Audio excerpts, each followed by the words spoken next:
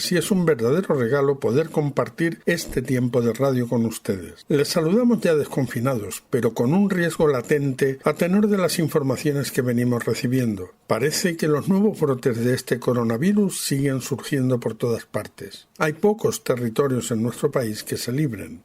Da la sensación que nos hemos olvidado de lo vivido durante los meses de atrás.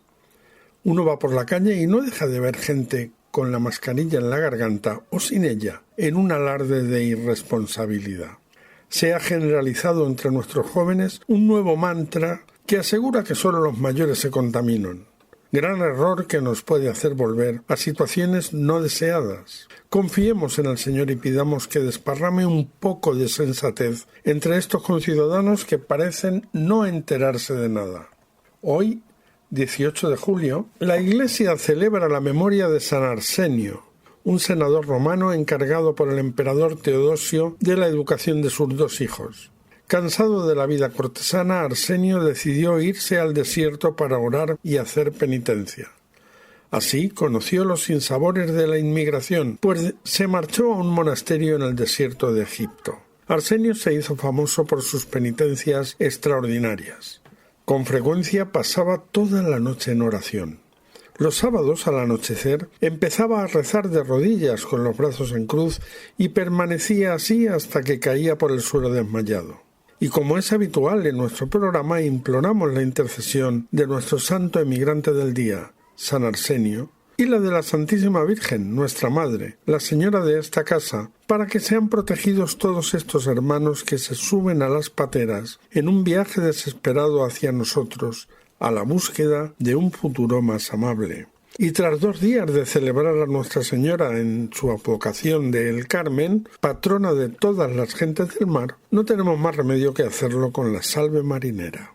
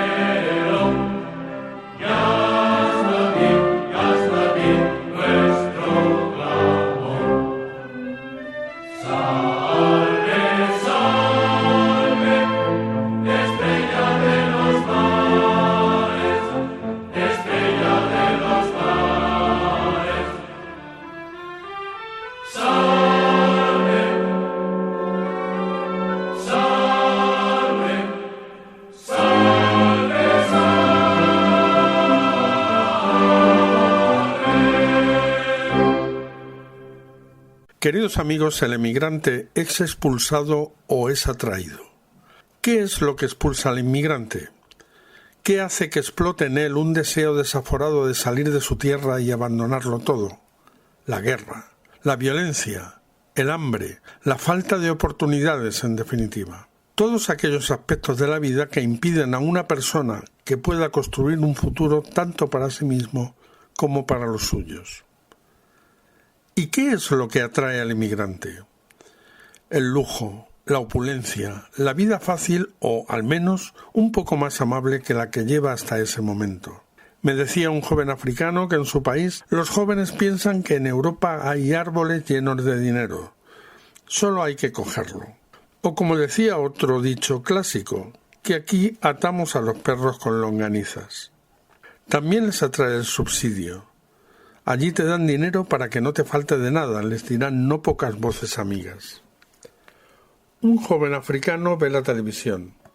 Ahora todo el mundo tiene televisión. No tendrán comida, pero tienen televisión. Y ve ciudades en la televisión llenas de grandes coches y tiendas de lujo. Ve casas inimaginables en su tierra. Ve restaurantes con los que no ha podido ni soñar. Ve, en definitiva, una vida tremendamente atractiva, o al menos muchísimo más atractiva que la que él lleva hasta el momento. No ve los cerros del Gurugú o el bosque de Beljune, atestados de jóvenes africanos viviendo en la miseria mientras se preparan para saltar la valla de Melilla o Ceuta. No, eso no lo ve.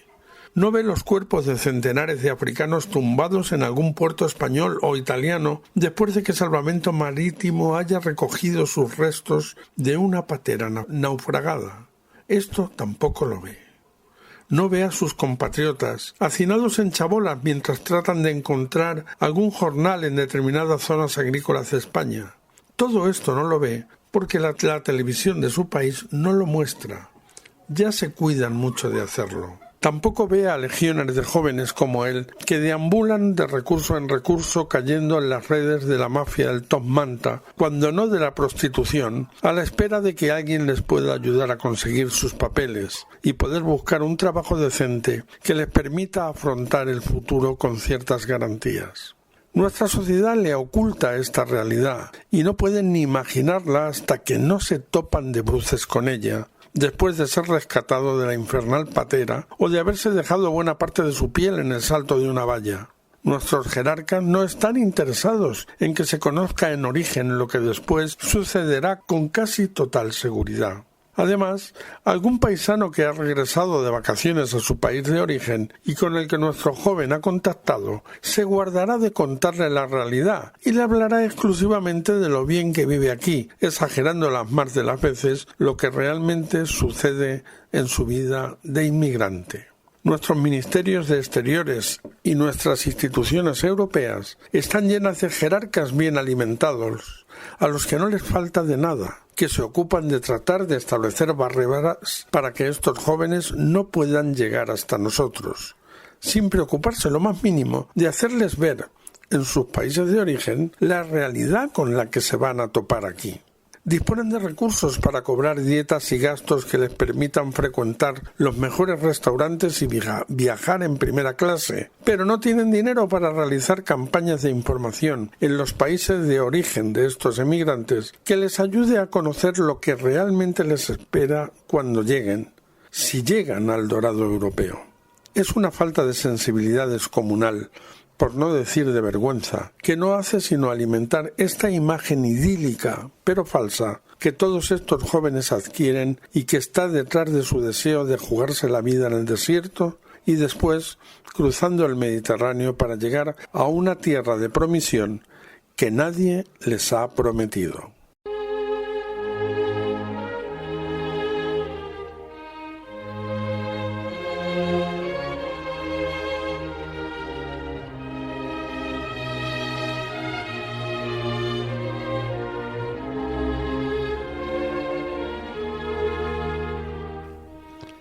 Hervé, un joven camerunés, en compañía de su hermano, fue hasta su pueblo para despedirse de su padre, sin decirle en ningún momento lo que pensaban hacer.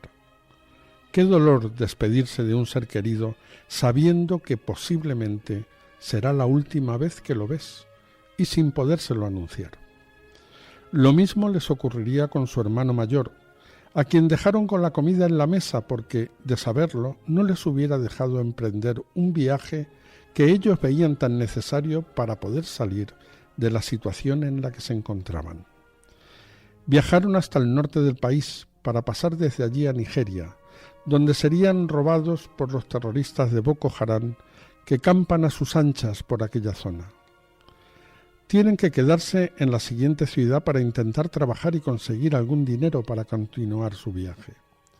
Tras varias semanas lo consiguen y pueden llegar hasta Níger, uno de los países más pobres de África.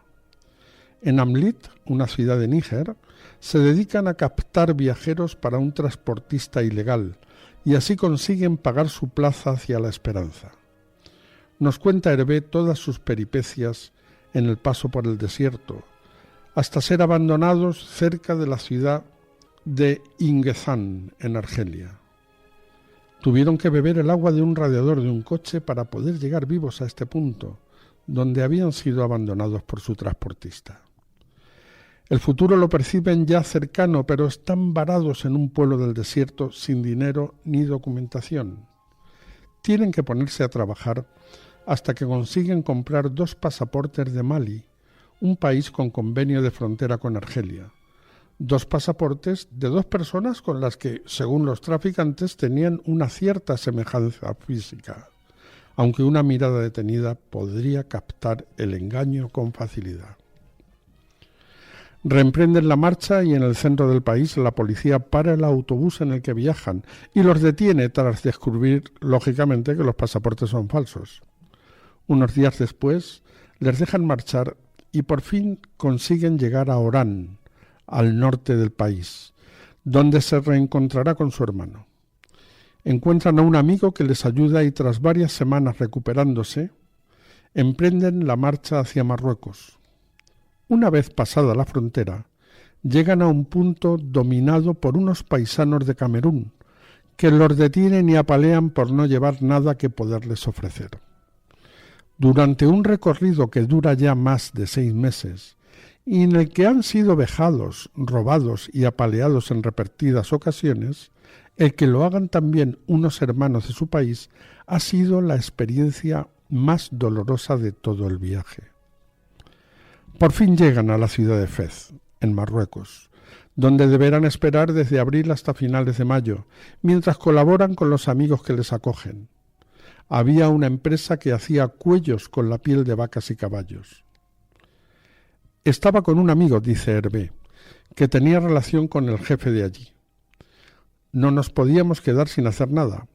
Me preguntó mi amigo si podía ir a ayudar al señor porque allí no teníamos nada que hacer. La gente necesita dinero para poder comer y muchos van a los mercadillos a pedir comida, tomates, pan, cualquier cosa. Como no era costumbre nuestra la de trabajar la piel, estábamos aprendiendo. Era un trabajo aceptable para la situación que teníamos. Yo ofrecí mi disponibilidad y me puse a trabajar con él. Perdí de vista a mi amigo, con el que había estado en Fez. Estuve allí como 3 meses con él y después ya no sabía el camino y cambié de destino. Me fui a Nador con mi hermano. Allí pasamos casi 8 meses. Todos los días intentábamos cruzar la valla y no era posible. A veces lo hemos intentado en barco con 5 personas o 6, desde las 3 de la mañana hasta las 7. Hemos intentado, pero cuando llegábamos a la playa de Melilla estaba la policía con cámaras vigilando y nos vieron llegar y directamente llamaron a los marines, que vinieron a buscarnos.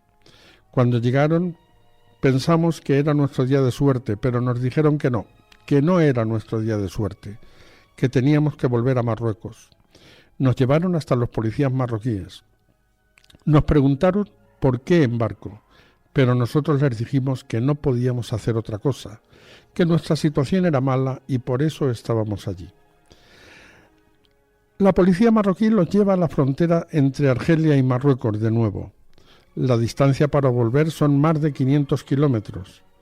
Tienen que regresar hasta la primera ciudad de Marruecos y allí hay una estación de tren en la que tienen parada algunos trenes para cargar. Y cuando cargan, si la policía no está mirando, es posible subirse al tren para viajar, pero tienes que saber la dirección justa que llevará el tren. Afortunadamente siempre hay algún experto que sabe la dirección correcta y así lo cogen un tren hacia Nador. Los guardias marroquíes ya saben que los africanos cogen el tren de mercancías. Esperan en la estación y cuando llega el tren, antes de que pare, hay que saltar. tienes que estar un poco lejos de la estación para poder escapar de la policía marroquí.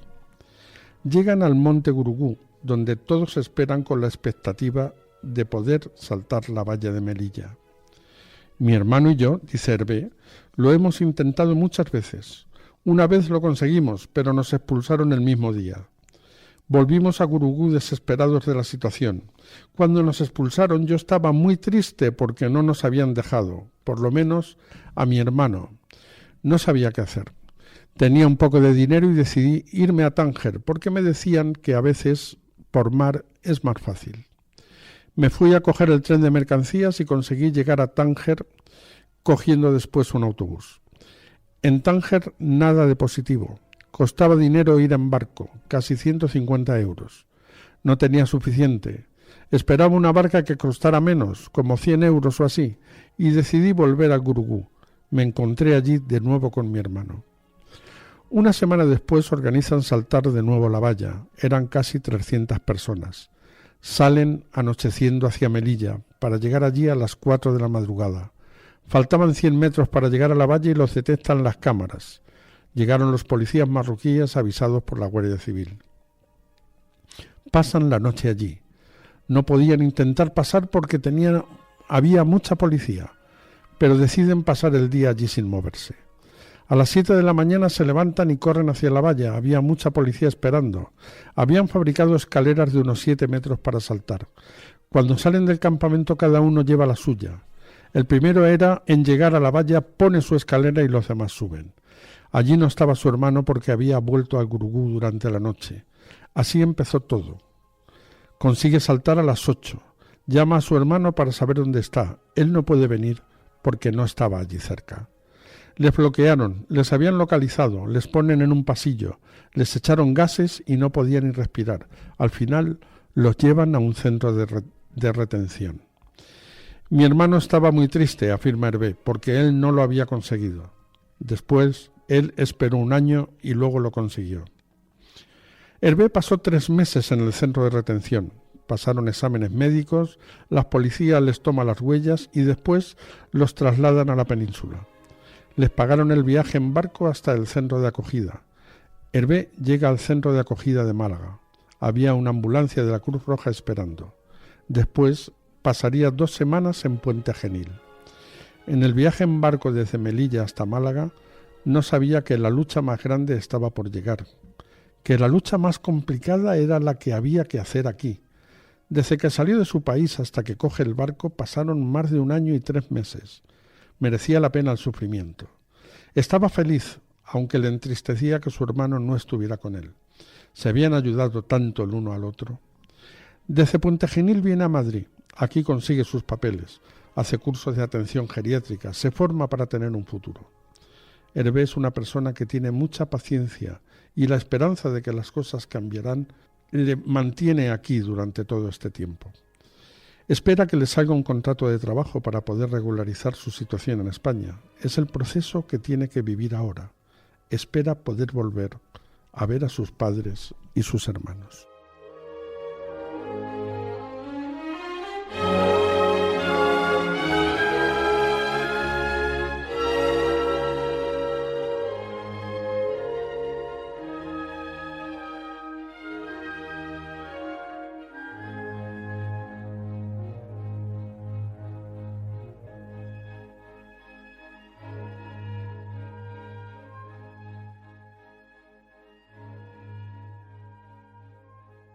Queridos amigos, la emigración no es un mal. Como mucho podemos considerar un mal las causas que la originan, porque nadie quiere emigrar. Nadie quiere abandonar su tierra para marcharse lejos y, como sucede en muchos casos, en demasiados casos, jugarse la vida en el intento. La historia de Hervé que acabamos de narrar es un caso más, un caso épico, como tantos y tantos otros, de jóvenes que se juegan la vida para buscar un futuro. Jóvenes que tienen que abandonar su país porque allí no hay esperanza. Lo deseable es que no tuvieran que hacerlo, y para ello hay mucha gente trabajando, como tendremos oportunidad de comprobar en nuestro programa de hoy.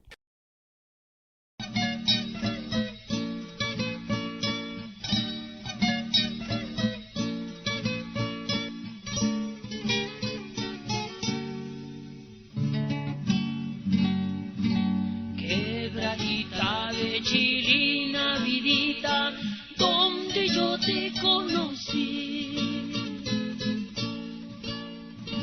Mientras regaba la alfalfa, vidita, te cantaba un yarabí. Mientras regaba la alfalfa, vidita, te cantaba un yarabí. De Characato he venido, vidita, para poderte encontrar. Junto a la toma del agua, vidita, donde sabíais cantar. Junto a la toma del agua, vidita, donde sabíais cantar. Y no la encontré, a mi palomita que tanto yo amé. Y no la encontré, a mi palomita que tanto yo amé.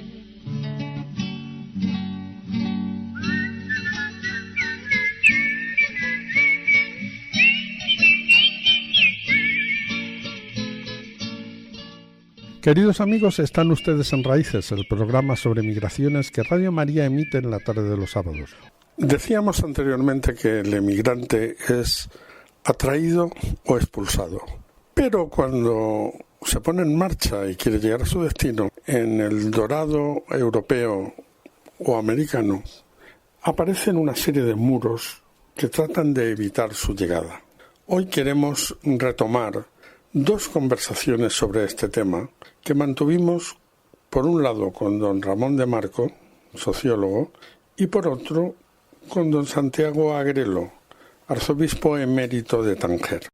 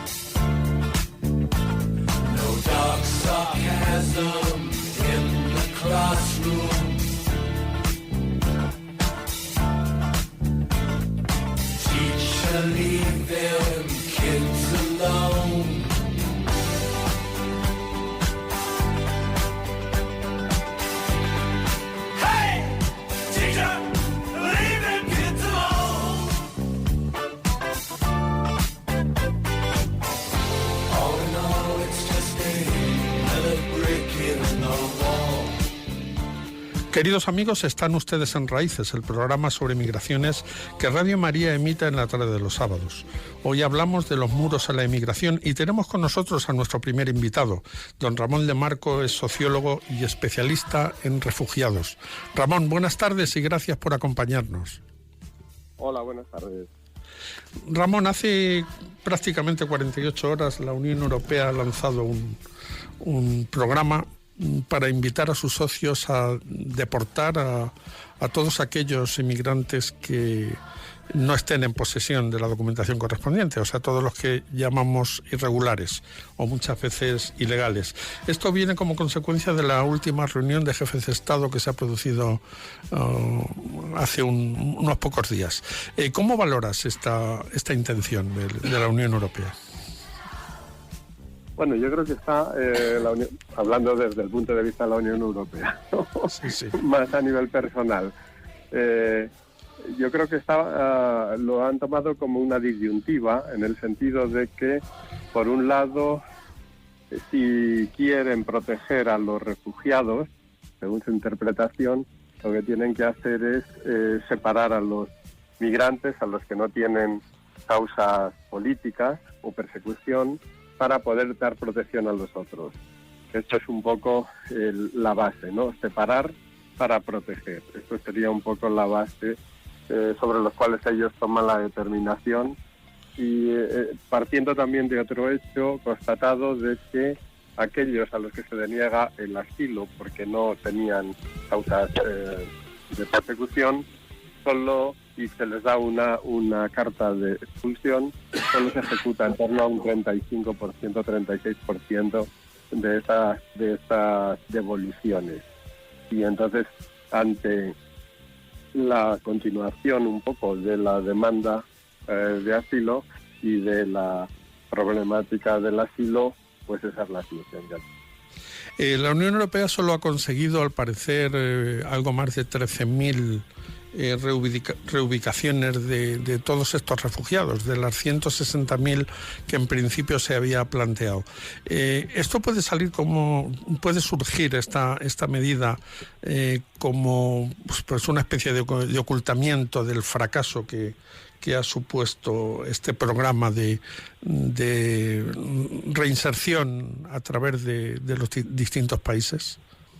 Bueno, podría ser una hipótesis, habría que confirmarla, pero indudablemente lo que sí que ha quedado demostrado, como acabar de señalar, es que de las 160.000 reubicaciones que se tenían que haber hecho, se ha fracasado en estos 2 años a la hora de reubicarlos en los diferentes países. También hay que decir por el bloqueo que por parte de algunos países han ejercido. Quizás en la forma en que se hizo, sin haber habido una sensibilización previa, etcétera, quizás esto también ha hecho que haya habido un rechazo. Pero efectivamente, lo que se ha quedado demostrado es que la Unión Europea no tiene capacidad de ejecutar este tipo de cosas. Luego hay que plantearse otra cosa, es decir, es ante las nuevas llegadas que tendrían que darse, y las nuevas incrementos de las situaciones, o sea, tenemos que ser conscientes de que hay cerca de 12 millones de desplazados en Siria, o más de 1 millón en Somalia, en Afganistán, más de 2,5 millones, por citar solo los 3 países, un poco. Entonces, indudablemente, tendrá que permanecer el asilo.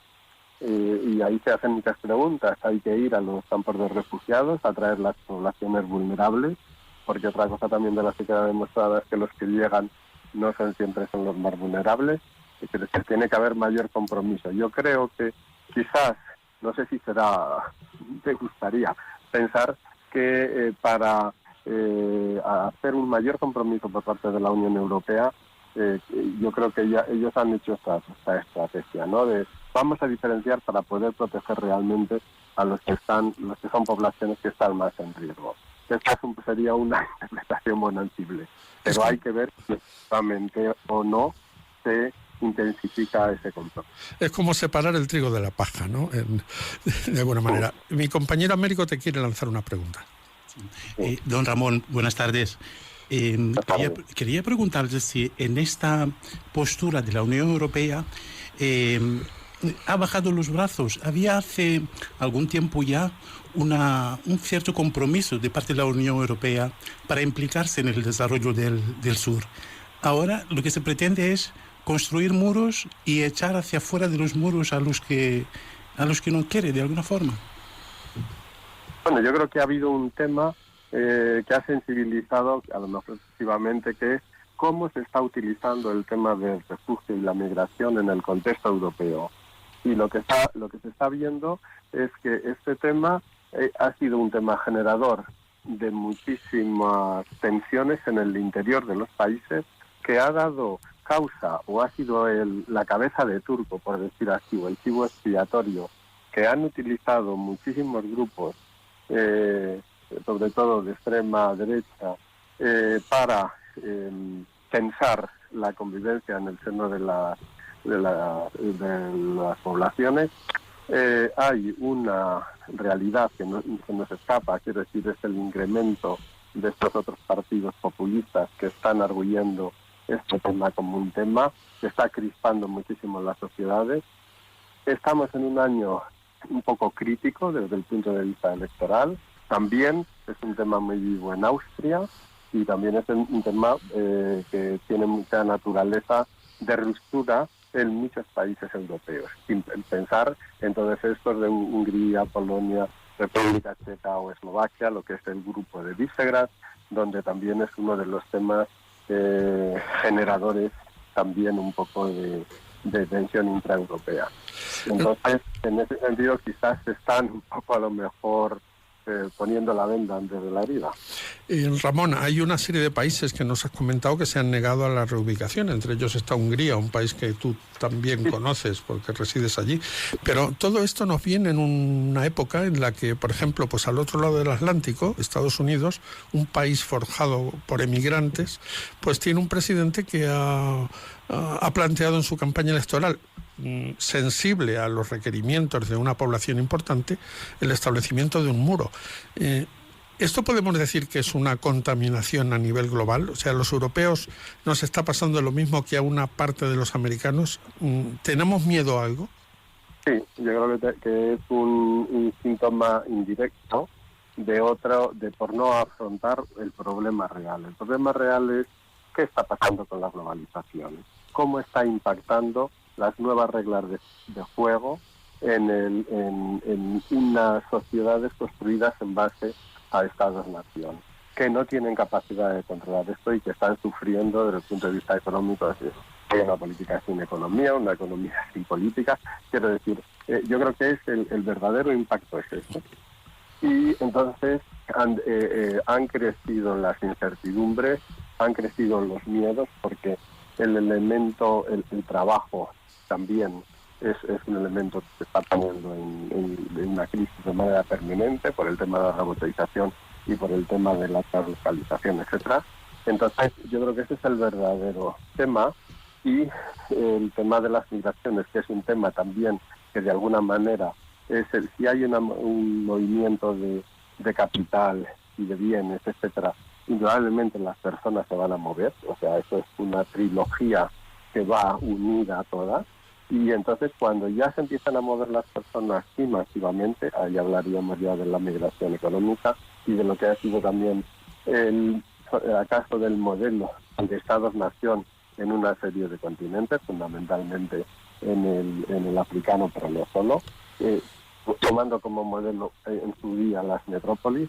Quiero decir, entonces cuando se están produciendo una serie de crisis en paralelo, al final parece que este es el tema, uno de los temas generadores de tensiones, ¿no? O reactivo, por decirlo así, depende de en qué país estemos. Entonces, creo que efectivamente este es, por eso decíamos antes un poco la cabeza de turco, es el tema sobre el que se concentran un poquito todas las tensiones. Podemos pensar el verdadero problema es la reformulación del mundo, puesto que ha cambiado categorías básicas de su conformación. O sea, el afrontamiento de estos problemas migratorios de una forma humana requeriría que la Unión Europea se implicara más en el desarrollo de estos países del centro de África, que son los grandes proveedores de inmigrantes. Sí, y habría que cambiar también la relación. O sea, quiero decir, y también esos países tendrían que asumir un poco lo que es la base si no puedes proveer de una vida digna a tus ciudadanos, de alguna manera estás deslegitimándote. Y si eso al final la solución está en otros, ahí hay que hablar entre esos gobiernos, y eso tiene que volver a restablecerse otros sistemas que pueda efectivamente, entre otras vías, dar salidas a cooperaciones mucho más fuertes, permanentes y estructurales. También al cambiar el sistema de relación de la ayuda a la cooperación que ahora existe. Efectivamente, don Ramón, es una de las cosas que en esos días se estaba comentando, que los líderes políticos africanos poseen aproximadamente un 20% de la riqueza mundial.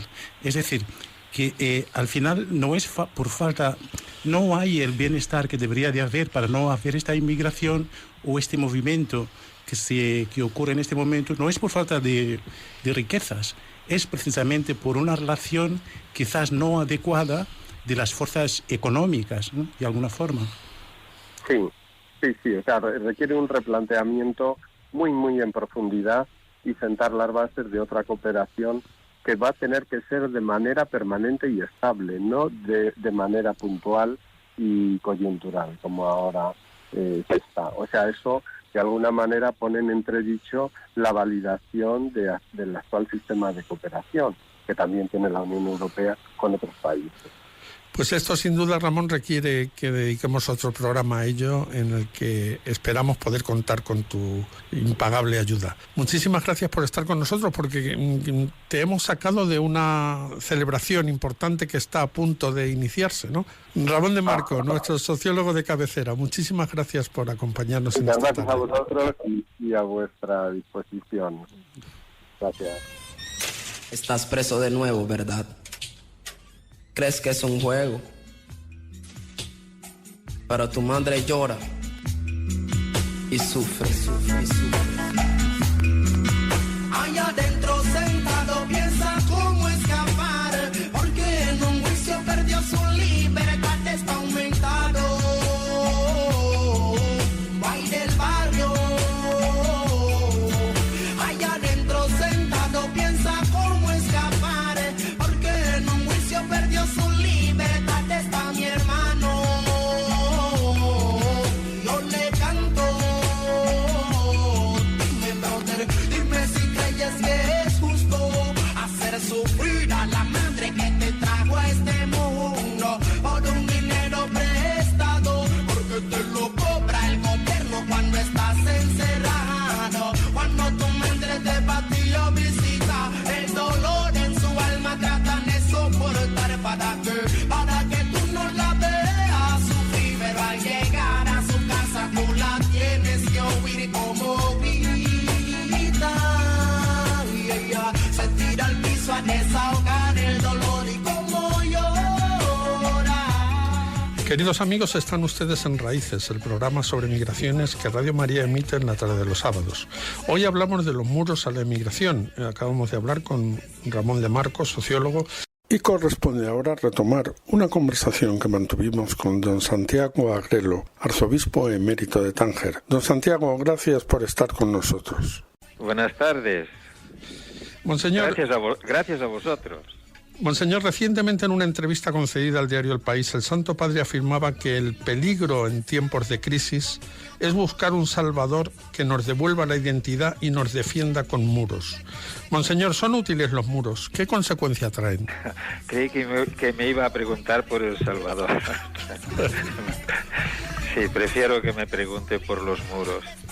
Lamentablemente, en las fronteras, mucho antes de que se levante ningún muro físico, pues se levantan otros muchos muros que hacen posible el muro físico. Muros físicos los hay naturales, como que los hubiese levantado el buen Dios, ¿verdad? Si de mí dependiese, le diría, Señor, no te permitas esas pequeñas maldades, pero el estrecho de Gibraltar pues está ahí y es un muro.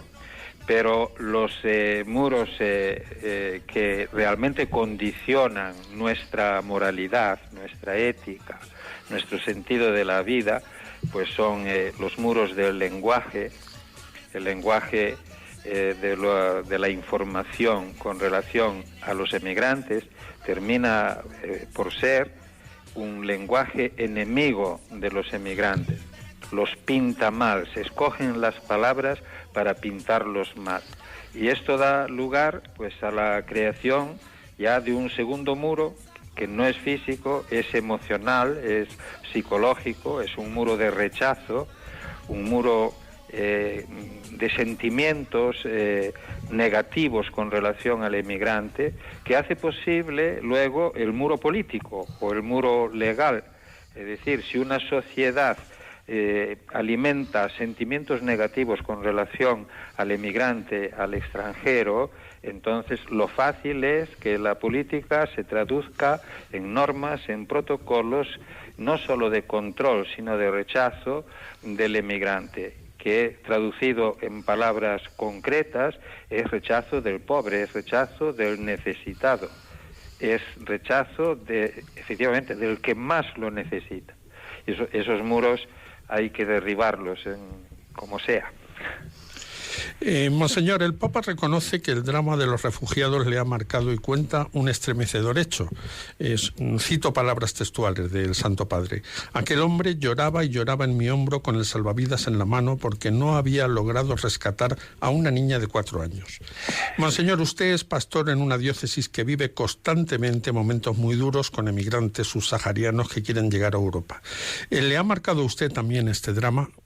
O mejor dicho, ¿cómo le ha marcado a usted este drama? Bueno, esto yo no sé de qué manera me marcará de cara al futuro. Yo sé de qué manera me condiciona de cara al presente. Es decir, yo personalmente, pero sobre todo esta Iglesia como comunidad eclesial, está volcada con los emigrantes que están en Marruecos esperando, con la esperanza de pasar a Europa, ¿verdad? La vida de esta Iglesia pues ya no se entiende si no es en relación a este mundo de emigrantes. En todo lo que les pasa a ellos nos concierne a nosotros. Usted imagínese la alegría cuando te dicen pues se ha rescatado una patera. Digo la alegría no tanto porque han llegado, sino por el hecho de que podían estar muertos y no lo están. Es decir, tú te alegras porque han resucitado, no porque han llegado. Y digamos, ya cuando la noticia dice aparecieron cadáveres aquí o allá o hay tantos desaparecidos, entonces nosotros empezamos siempre a echar cuentas si estaban ayer con nosotros, si pasaron ayer por nuestra casa, si ayer compartimos con ellos un pedazo de pan, ¿comprende? Y claro que esto marca mucho. Por otra parte es un mundo de emociones que no son negativas, en el sentido de que el contacto con el emigrante, con esta persona tan frágil, tan vulnerable, que mañana puede no estar porque se ha muerto, resulta que es un contacto enriquecedor para nosotros, porque encuentras en ellos mucha humanidad, no diría resignación, sino esperanza, una fe enorme que a nosotros nos tendría que mover muchísimo. Ellos en medio de cualquier situación te dicen Dios nos ayudará. No se lo digo yo a ellos, me lo dicen ellos a mí, ¿entiendes? Sí, este es un mundo rico de humanidad, rico de belleza, rico de esperanza, y al mismo tiempo lo ves rico de tristeza, rico de sufrimientos y abocado a la muerte. Monseñor, el Santo Padre, una pregunta sobre el que podíamos intuir que era el salvador de la primera afirmación, el presidente Trump. Calificaba como una gran imprudencia que nos convirtamos en profetas o de calamidades o de bienestares que no se van a dar ni de una ni de otra. Recomendaba ceñirse a lo concreto porque el cristianismo o es concreto o no es cristianismo. Que el Mediterráneo se haya convertido en un cementerio nos tiene que hacer pensar, dice el Santo Padre. No le voy a preguntar sobre el Salvador Trump, sino le voy a preguntar por otros salvadores. En el caso concreto de la Unión Europea, que hace 2 días ha lanzado un programa recomendando a sus socios que insistan en la deportación de más de 1 millón de personas en toda Europa y que amplíen para ello... No me lo puedo creer, me lo puedo creer. Y que además recomiendan que amplíen, porque la directiva de la vergüenza que se emitió hace unos años permitía el retenimiento, la retención de estos emigrantes en los centros de internamiento hasta 15 meses. Y hay legislaciones como por ejemplo la española que no permite más allá de 60 días. La Unión Europea recomienda en este programa que acaba de lanzar que adecúen sus legislaciones para poder, si hace falta, llegar a los 15 meses de reclusión. Monseñor, ¿a qué tiene miedo Europa? ¿Qué valoración podemos hacer sobre esta política de fronteras?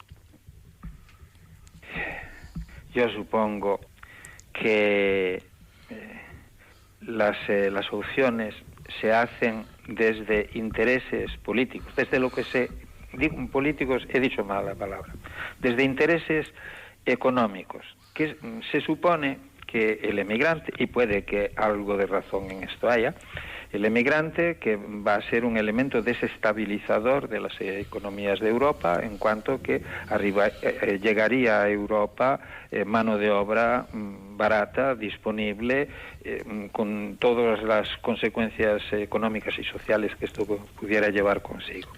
Pero claro, El problema que un político se tiene que plantear, esto no lo tiene que hacer solo un obispo o un creyente, el problema que se tienen que plantear es el del derecho de estas personas a emigrar y a buscarse un futuro. Es el del derecho personal, un derecho que no conceden los gobiernos ni lo pueden quitar los gobiernos. Eso hablando sencillamente en términos políticos y en términos de derechos reconocidos por la colectividad internacional. Ya no hablo de la persona vista con los ojos de la fe, porque entonces yo tendría que decir, ese millón de personas que eventualmente van a ser desplazados desde Europa a otros lugares, ese millón de personas son 1 millón de hermanos míos, son 1 millón de Cristos, son 1 millón de personas en las que Cristo sufre, en las que, he dicho hermanos míos, ese millón de personas son yo mismo. Y entonces, claro, yo me rebelo y no hago otro tipo de consideraciones, ¿no? Porque me asusta, me duele, me escandaliza.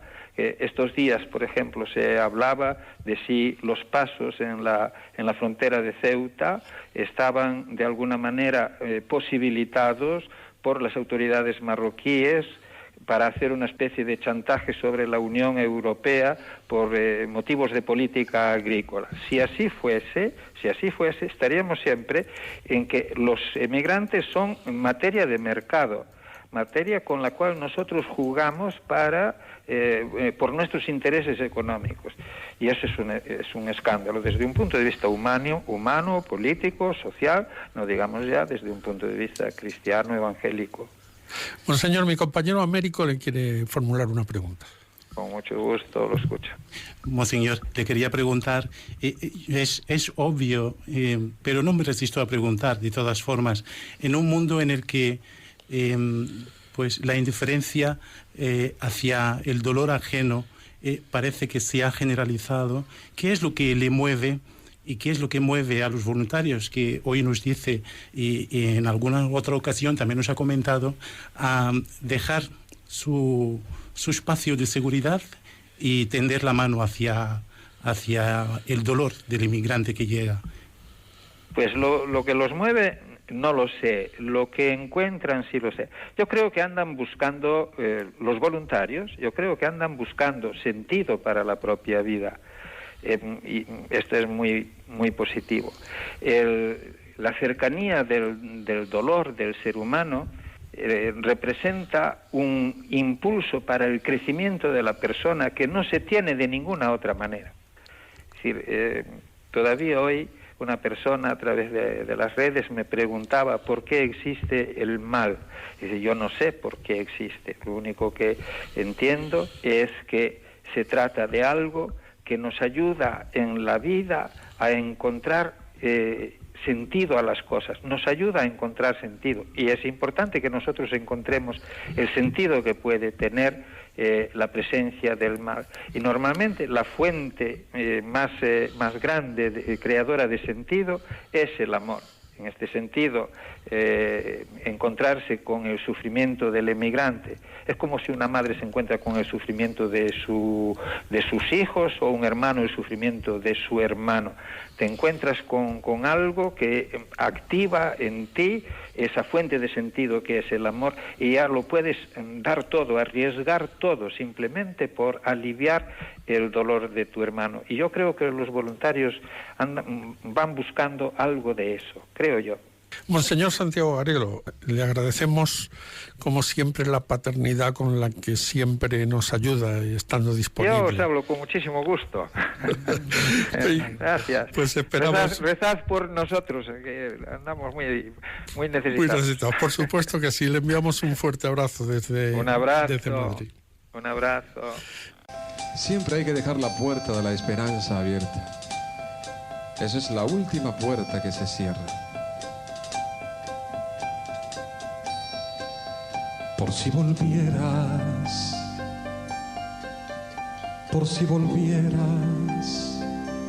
la puerta la dejo abierta para que puedas pasar. por si volvieras, por si volvieras, la puerta la dejo abierta para que puedas pasar. Y en nuestra mesa hay un lugar esperándote, por si volvieras con hambre, que el hambre pueda saciar. Y en nuestra mesa hay un lugar esperándote, por si volvieras con hambre, que el hambre pueda saciar. Por si volvieras, por si volvieras, paso las noches en vela para besarte al llegar. Por si volvieras, por si volvieras, paso las noches en vela para besarte al llegar. Y en el salón siempre hay un fuego encendido, por si volvieras con frío, que puedas sentir calor. Y en el salón siempre hay un fuego encendido, por si volvieras con frío, que puedas sentir calor. Por si volvieras, por si volvieras, caminos hago en las piedras para que sepas llegar. Por si volvieras, por si volvieras, caminos hago en las piedras para que sepas llegar. Y nuestra habitación la tengo ya preparada, por si volvieras cansada y quieres sentir amor. Y nuestra habitación la tengo ya preparada, por si volvieras cansada y quieres sentir amor.